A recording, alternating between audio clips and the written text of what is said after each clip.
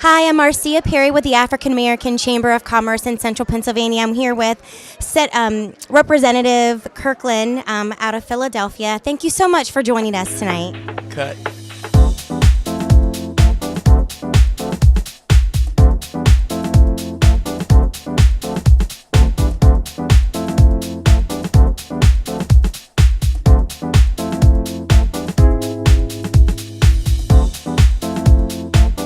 Representative Kirkland, thank you so much for coming this evening here in Central Pennsylvania. How do you think things have went so far tonight? Well, first of all, let me thank you, Marcia, for having me and the opportunity just to speak to Pennsylvanians.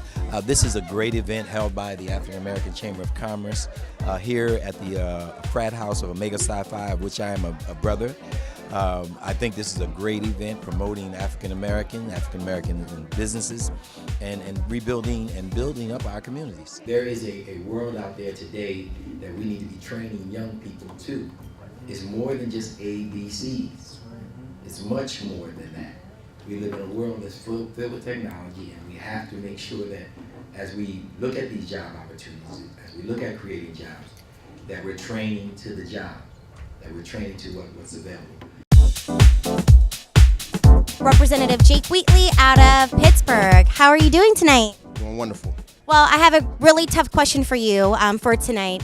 You talked about job creation and securing contracts with the Commonwealth. For certain contracts, instead of having small business owners compete with large contractors, put them into a reserve where only small businesses of like size can compete for them. What advice would you give our people here in Central Pennsylvania that don't know how to apply for and submit for these types of contracts with the Commonwealth? First thing I would tell them is to contact Department of General Services, make sure that you have all the qualifications as a MBE, Certified Minority Business, and then make sure that you read up on the procurement code, as it applies to you, and make sure you follow up and be persistent. Voter ID was a terrible thing. It was a rotten onion. But you know what? Grandmothers taught us how to take onions and make soup.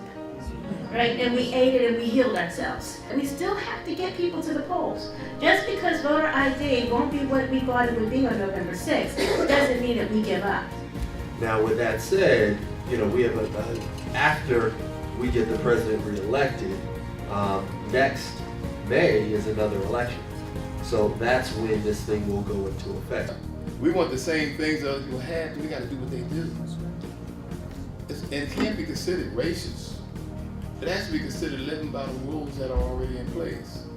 Normally we fall into the habit of everything being black or white, meaning Republican and Democrat. The reality for us is we can't get bogged down by Democratic names or Republican names. We have to get serious about who's for the things that we're for.